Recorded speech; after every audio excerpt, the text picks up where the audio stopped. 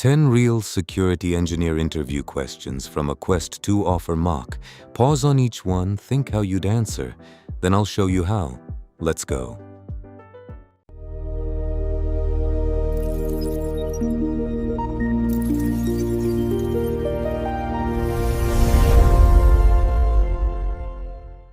What is the OWASP Top 10 and why does it matter?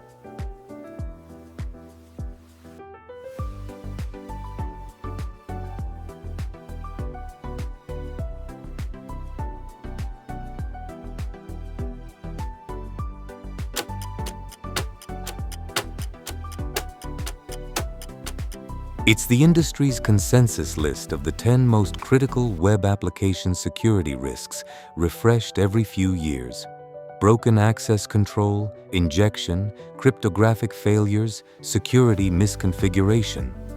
It matters because it's a shared baseline you design, review, and test against, so you're covering the attacks that actually happen in the wild. Knowing the current top entries, broken access control is number 1. Signals you build with real threats in mind. How does SQL injection work and how do you stop it?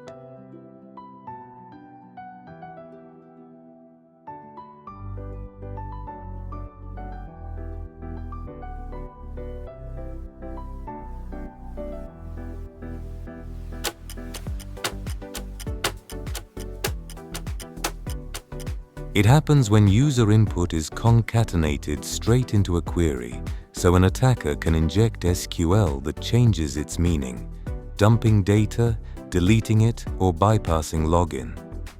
The fix is parameterized queries, also called prepared statements, where input is bound as data and can never become code, layer on least privileged database accounts and input validation.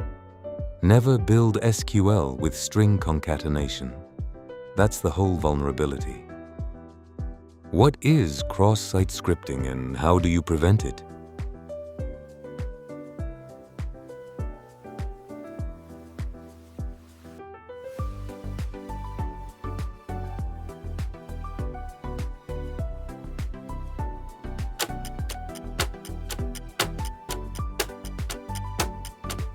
Guess is when an attacker gets their JavaScript to run in another user's browser, stealing sessions or acting as them.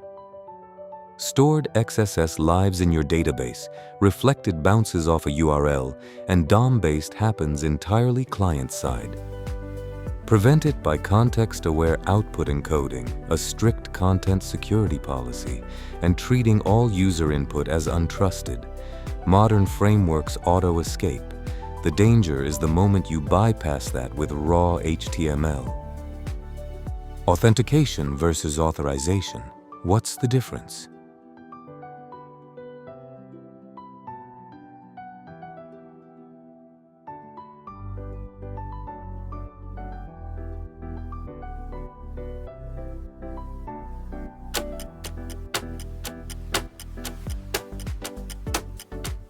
Authentication is proving who you are. Login, passwords, MFA, tokens. Authorization is what you're allowed to do once you're in. Roles, permissions, access control. Authentication comes first. Authorization is enforced every time you touch a resource. The classic mistake is checking identity but skipping the permission check. That's broken access control, where I change an ID in the URL and read someone else's data. Symmetric versus asymmetric encryption, and when do you use each?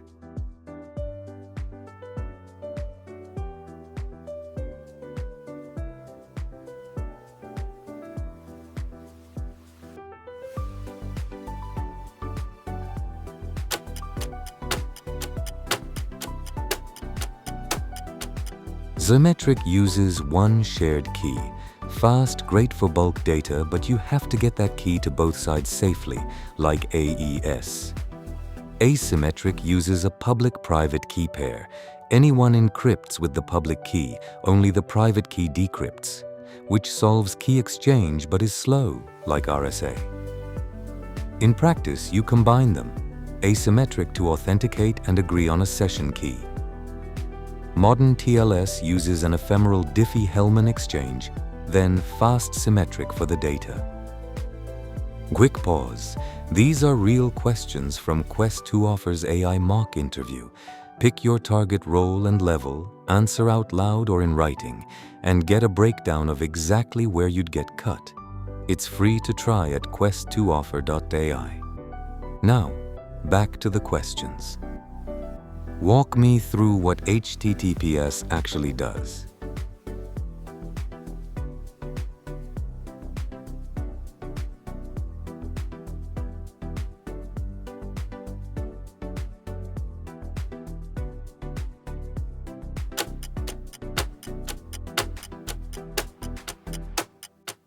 HTTPS is HTTP over TLS, and it delivers three things: encryption, integrity, and authentication.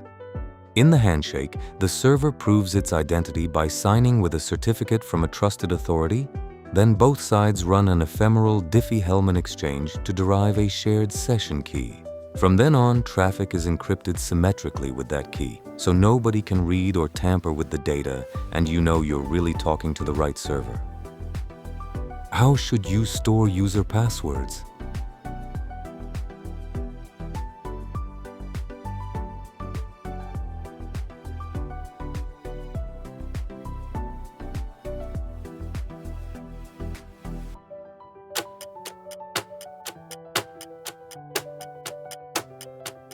Never in plain text and never just encrypted, encryption is reversible.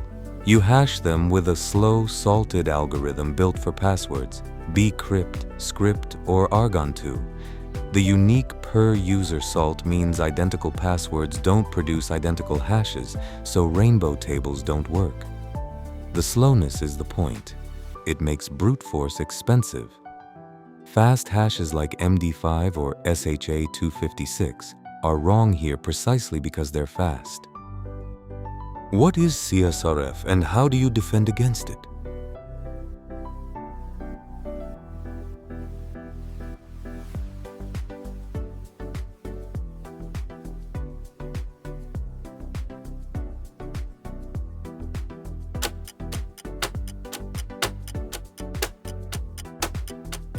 Cross-site request forgery tricks a logged-in user's browser into sending an unwanted state-changing request. Their cookie rides along automatically, so it looks legitimate. You defend with anti-CSRF tokens the attacker can't guess or read.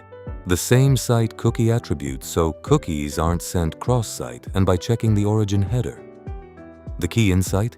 It abuses the browser's automatic credential handling, so you prove the request truly came from your own page. Explain least privilege, defense in depth, and zero trust.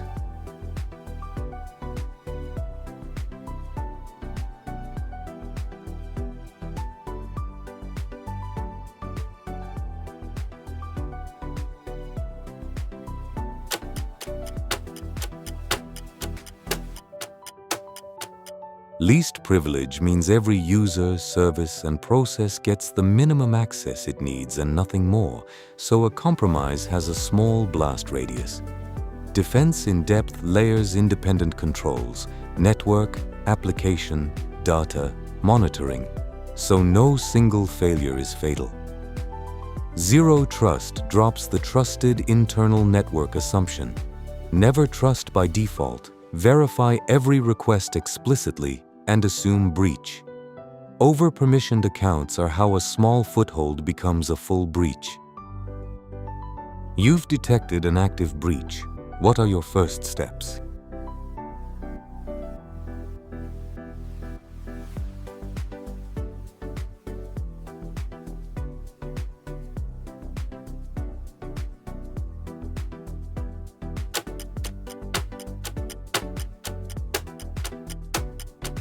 Follow the phases: contain, eradicate, recover.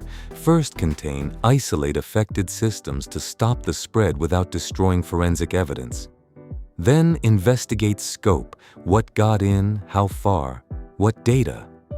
Eradicate the root cause, rotate all exposed credentials, restore from clean backups, and monitor closely. Afterward, run a blameless post-mortem. Stay methodical. Panicking and powering off wipes volatile evidence and makes it worse. That's all 10. How many did you get? Tell me in the comments, and like, subscribe, and try a real mock interview at Quest2Offer.ai. Good luck out there.